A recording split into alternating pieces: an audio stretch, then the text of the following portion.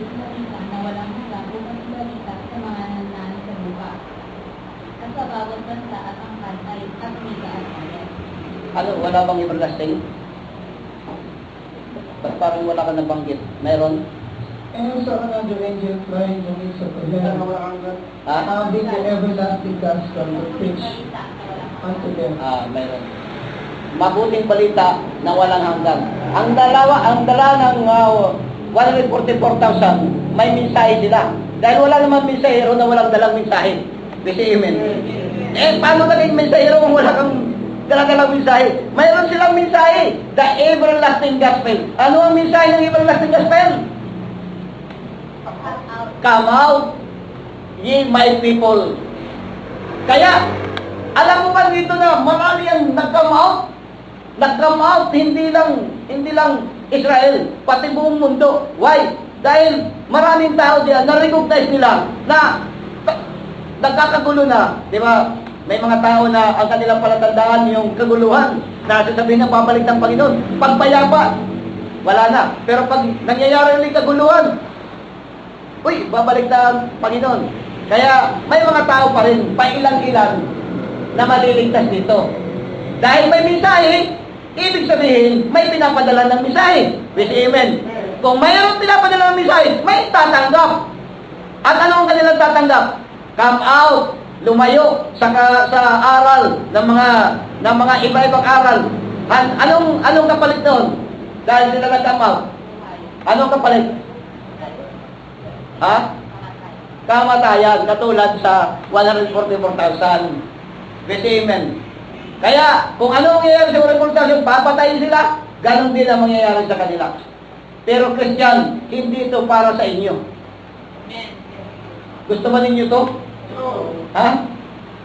Kahit kayo kung kayo hindi tayo makakasama dito, hindi tayo pwede rito. Why? Dahil ang opportunity na ibinigay sa atin malaki. Kaya walang pribileyo na makalusot kayo dito. Bakit? Ang laki ng pribileyo na ibinigay sa inyo. Bakit dito? Ito mga kapatid, ang makakumbert yan, ang mga taong walang alam sa salita ng Diyos. Doon lang nila na-recognize na ang mensahe ng 144,000, mensahe ng mga Polish Virgin na come out, handang mamatay para Kristo, yun ang mga tatanggap yan. Pero kailangan din sila mamatay. Hindi sila yung mga taong papasok sa milenyum. Dahil ang kamatayan ng mensahero, ang mensahero ay kamatayan ang kapalit, siyempre ang tatanggap, kamatayan din. Kaya, kung mayroong gusto niyong ma-rapture, kailangan tiyakin ninyo na ang tagapagturo sa inyo, rapture din. Hello? Ha? Baka kayo lang ma-rapture, ang tagapagturo hindi. Para tayo nasa kay Sir Jeep. Nakakita na ba kayo Sir Jeep sa Labang? Ha? Ano sigaw ng mga tagatawag diyan? Sakay na! At akala mo, konduktor siya. Yung pala, hindi siya konduktor, ang tawag doon? Parker lang. Parker. At marami ngayon ng taong maliligtas, mararapyor, na ang nagturo, walang katiyakan kung kakasama. Bakit? Dahil nagsimula sila doon sa mga lugar na ang kanilang tagapagturo ay hindi nagpatuloy. Ha? Kaya nagpatuloy, siya makukuha ng Diyos. At Christian, ganon din ang katayuan dito. Ito naman, sila mga virgin, sila ay mamamatay, katulad ng kamatayan ni Kristo. Ang tatanggap sa mensahe nila ay mamamatay din. Kaya Christian, the Jacob troubles ay nagaganap sa sixth cell. Kaya, tandaan nito, Jacob trouble ay kaganapan sixth cell. Ang paglabas ng hayop ay ang kaganapan ng fifth cell. Pero ang palala ay sa fourth cell na sa araw na yon. Dahil ang hayop na yan ang magdodocho sa ibabaw ng lupa. Siya ang papatay sa dalawang propeta. Kaya Christian, alam na ninyo yung address ng Jacob trouble. Pag sinabi niyan, nakita nyo, ang lalaking ito ay hindi na dumihan ng babae, ay ipinapakita ito ng maturity ng Israel. Hindi ito maliligtas sa pamagitan ng isang mensahero na galing sa Pilipinas. Huwag kayong mag-isip noon. Dahil yun ang ating paksa ng Messianic Complex. Messianic Complex. May mga tao mataas ang pangarap, pero hanggang pangarap na lang. Hindi naman masama mangarap, sabi ni Pablo, yung aabot niyong marating. Ibig sabihin, para sa inyo. Dahil kung ang pangarap mo ay iligtas ang Israel, magkakaroon ka lang ng problema. Dahil hindi ikaw ang tinawag para diyan. Dahil una-una, kahit sa 144,000, hindi tayo pwede umubra. Bakit? Galing tayo sa ibang reliyon. Di ba? Ako, ilang reliyon? Galing ako sa Katoliko. Pumunta ako nagatin ako sa Baptist ng ilang panahon. Nagatin ako sa Iglesia ng kaunting panahon. Bata pa nga lang. Pero, pumunta ko sa Pentecostal, Trinitarian, ang Oneness. O bago ako nakarating dito. Hindi na ako qualify dito. Kaya hindi ako mangangarap na maililigtas ko. Ako ang gagamitin ng Diyos sa Israel. Mangarap na lang tayo mamasyal sa Israel. Kasi amen. Kaya abutin natin yan. Pero yung tayong gagamitin para iligtas, ang tawag niyan ay Messianic Complex. Ang resulta niyan, pagdating mo roon, heroic ka pagdating dito. At magkakaroon ka ng Jerusalem Complex. Yan ang dahilan na maraming na-abnormal pagdating sa... Mag-research kayo! Hindi ito biro! Maraming nakarating sa Israel na pag-uwi sa kanilang bansa, abnormal. Kahit sa Pilipinas, maraming preacher pagdating sa Israel, pagdating dito, abnormal na. Siya na ang Kristo, ang anak ng Diyos. Abnormal. Kaya, Christian, maging palawagin ninyo ang inyong pag-iisip. Kaya, Christian, ang Jacob Troubles ay magaganap sa 6 trumpet.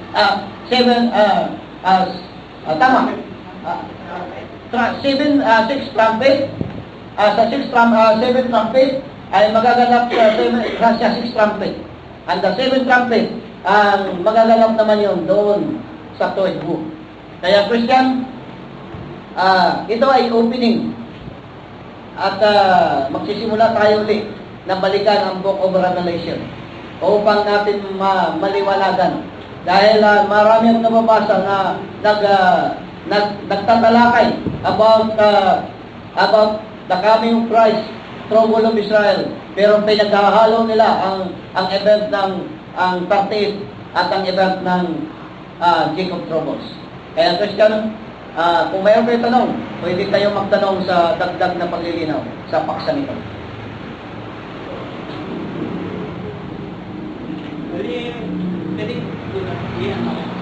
May tanong lang ako dito. Kasi malinaw naman yung paksa. So yung Ezekiel 38-39, bali, ito po yung pinagdaan natin ngayon na for the rapturing, yung literal rapture ng mga bride. Event yun. Yung event. Mangyayari muna yung bago rapture. Kasi yung inanan nyo po, yung parang pinaka-timeline of sequence of event, masasabi ko malinaw naman. Ang tanong ko lang po dito, sa current na, sa kasalukuyan pong nangyayari sa atin ngayon, at nakikita natin na the modern event, clear by prophecy. Kahit na si Brother Branham, tinampanya pumunta ng Israel, pero pinawalan siya ng Angel of the Lord dahil hindi yun ang ministry niya, kundi yung 2 prophets sa Revelation chapter 11. Ang tanong ko lang po, una, may posibilidad kaya na yung Papa ngayon, na si Pope Francis, na si Swita, ay siya ding makaabot o makaupo sa kalagitnaan ng 7 weeks before the time of Jacob's trouble. Yun po yung isang tanong ko. Tapos, yung about sa virgins, of course, yung mararapture, wise virgin, at saka yung Jacob's trouble, nabanggit nyo na virgin, so yun. So, dagdag po yung sa magandang enlightenment, tawag na nga lang. So, yun lang po muna. May Okay. posibilidad ba na yung Pope ngayon ay siya rin ang uupo? Okay. Ang mga posibilidad, nasa huling panahon tayo, kaya malaki ang posibilidad. Pangalawa, na magdidiin na possible na siya yon, possible. Kasi sa mahaba ng mga pagtatalakay about Pope, hindi ako nagbibigay ng trending kahit kailan. Pero ngayon, may talata ako na pwedeng magbigay trending. Yung talata nito, trending lang, hindi sigurado. Ibig sabihin, isang sinabing trending, posibleng may porsyento. Pag sinabi may porsyento, hindi katulad sa dati na tinutukoy na posible siya pero wala namang porsyento. Pero may porsyento. Ngayon, yung talatang ito sa Revelation 17,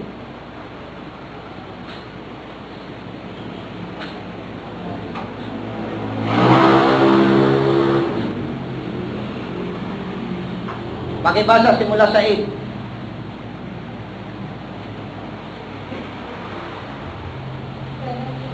Ano pa ba? Dandani niya. At ang hayop na nakita mo ay nalisa at wala na. At nalapit ang umahon sa kalaniman at patungo sa kamamahan. At silang ngay nalanahan sa lupa ay nanatigilas na ang kanilang pangalan ay hindi nakatulad sa aklat ng buhay. Wala nang dapat ang sinibutan. Pagkakita nila sa hayop kung paano naging siya at wala na at darating. Narito ang pag-iisip na may karunungan, ang 7 ulo at 7 butong na kinaupuan ng babae. At sila'y 7 hari at 5 ay mga buwan, at siya'y narito at isa ay hindi pa dumarating. At pagdating niya ay lalong magtagal na tanggaling panahon. At ang hayop ay naging siya at wala na. Okay. Now, makikita natin na alam naman natin ang original na pagtuturo natin dito ay yung 5 mga hari sa kay Nerva, kay Constantine, kay Constantine the Great, kay Charles Augustine, at pagkatapos pumasok ang religion na siya ang ating itina-address kahit sa pagpapaliwanag ng mga naunang preacher ay ina-address doon sa religion from emperor position to ecclesiastical position. Pero accidentally, kaya ko sinasabi, may punto. Accidentally, simula nang na-restore ang power ng papacy, simula nang maibalik sa pamagitan ng isang temporary authority ng Amerika, simula doon sa unang papa hanggang sa pinalitang papa ay pang-7. At sabi diyan, sa pang-7 ay kaunting panahon lang. Hindi ba ang Pope na yun ay kaunting panahon lang? Yung pinalitan ng papa ngayon, kaunting panahon lang yan. Di ba? Ano pangalan nun? Saint Benedict. Nang mamatay si John Paul ba yun? Pinalitan ni Benedict. At sabi diyan, sa kaunting panahon ay mapapalitan. Siya yung pang-8, ngunit siya ay pang-7. Bakit pang-7? Dahil buhay pa ang pang-7. Hindi pa tapos ang termino. Sa dalang salita, may dalawang pope ngayon. May 2 pope nga umiiral ngayon. Siya yung pang-7, na siya rin ang pang-8, at ang pang-8 siya rin ang pang-7. Nakuha ba ninyo? Ngayon, kung mayroong event na gayon, likely. Kaya ko sinasabi likely, dahil ang talatang ito ay nabubuo patungo doon sa hari at patungo sa ecclesiastical. Pero accidentally, kaya nga sabi accidentally, dahil hindi iyon ang buod ng talata. Kung hindi ang buod, ay naganap na. Pero, mayroon tayong tinatawag history. Repeat itself. Doon ako nagbigay ng ideya na possible siya yun. Dahil history repeats itself. Pero tanda natin, wala akong sinasabi na siya yun. Ang sabi ko lang, history repeats itself. Kung hindi siya maganap, wala tayong magagawa. Pero dahil sa tanong, nag-aros yung question at maliwanag na ganito. Nakuha ninyo? Pero ngayon lang ako, nagkaroon ng opportunity na sabihin na ang papang ito, posibleng siya na. Marami na lang kilala sa akin. Lagi ako kumukontra. Why? Dahil ang event hindi nangyayari. Pero ngayon, ang nagaganap sa Israel ay neck to neck ang nangyayari. Nung nagkaroon lang, ang isang Palestinong minister ay hinawakan lang ng pilyo ng Israel, patay kaagad. Ha? Alam na ninyo yan? Ha? Nandun sa boundary, nag-discussion, hinawakan lang ng yung pilyo, inatake kaagad, patay. Grabe yung nangyayari sa Israel na yun. Hindi pa confirm yun, pero yun ang report. Dalawang report.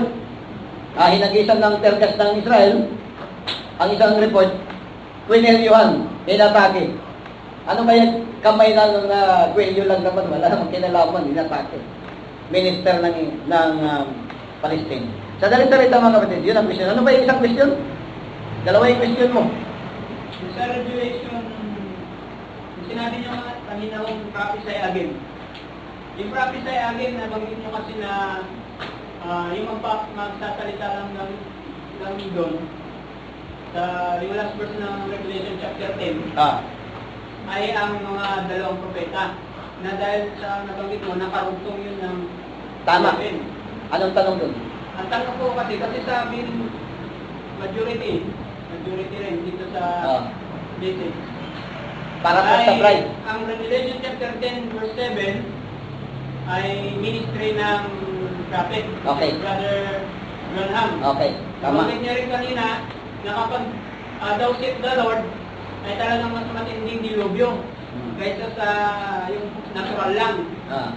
Naalala ko nung God said the Lord, sabi ni Brother Branham na lumito lang Alaska, 9.2 intensity, pinakamalakas na lindol sa North America na naganap ever since hanggang ngayon.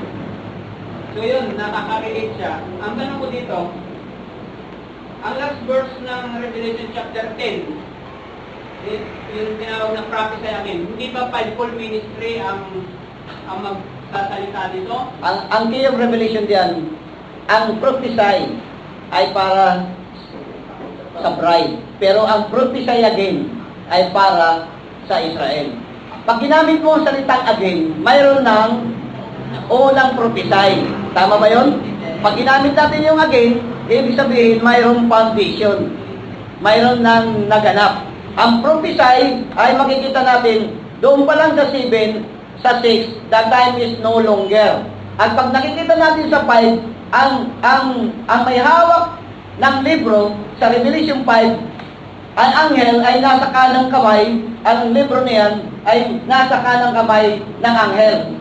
At pagdating sa 5, chapter 10 verse 5, ang kanang kamay ng anghel na ito ay nakaangat na sa langit, na ibig sabihin na tapos na ang para sa hintel.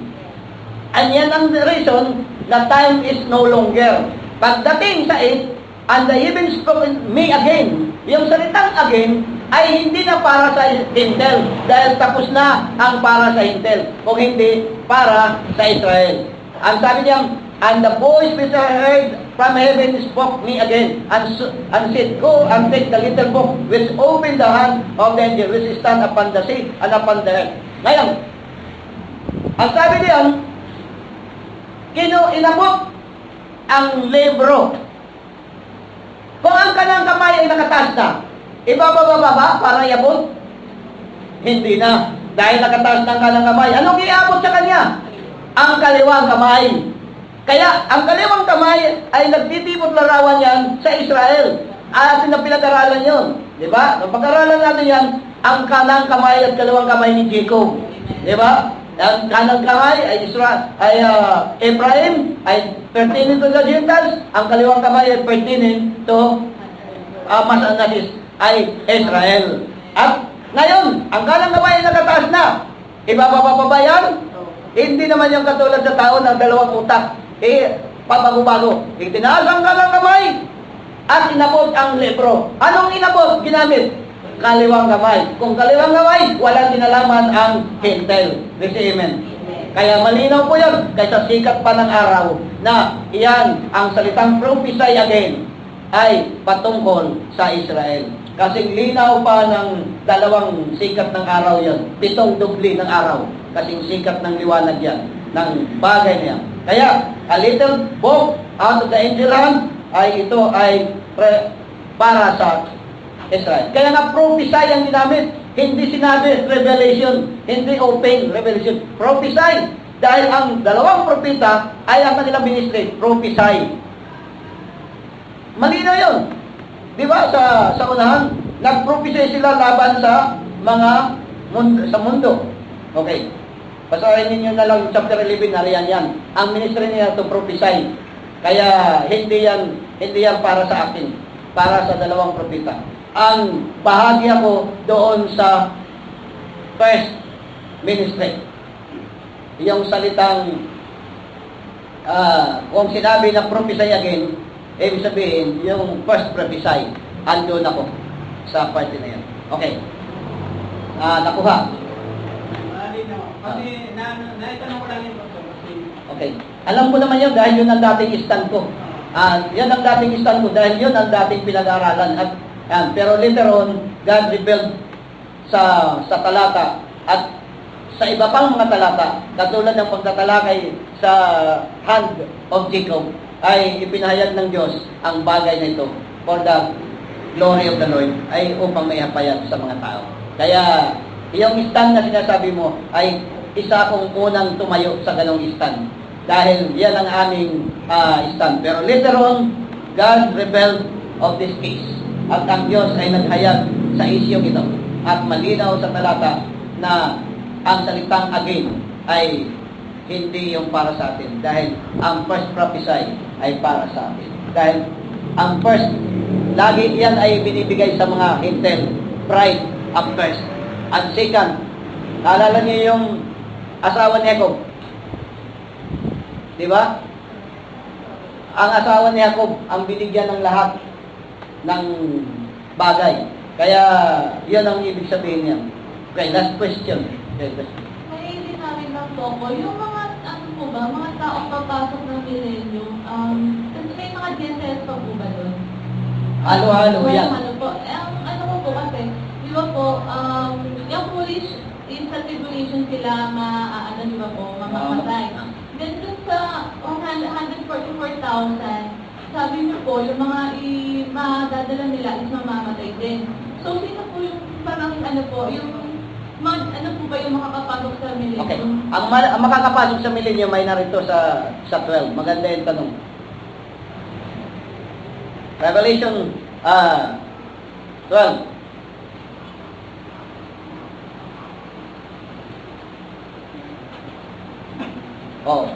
Gusto na yan? Simulan natin sa 1 o doon na sa baba? Okay. 5. Simulan natin sa 5 hanggang doon sa 15. Revelation 12:5. At siya'y nanganak ng isang anak na lalaki na maghahari na may panghakpas na bakal sa lahat ng mga bansa. At ang kanyang anak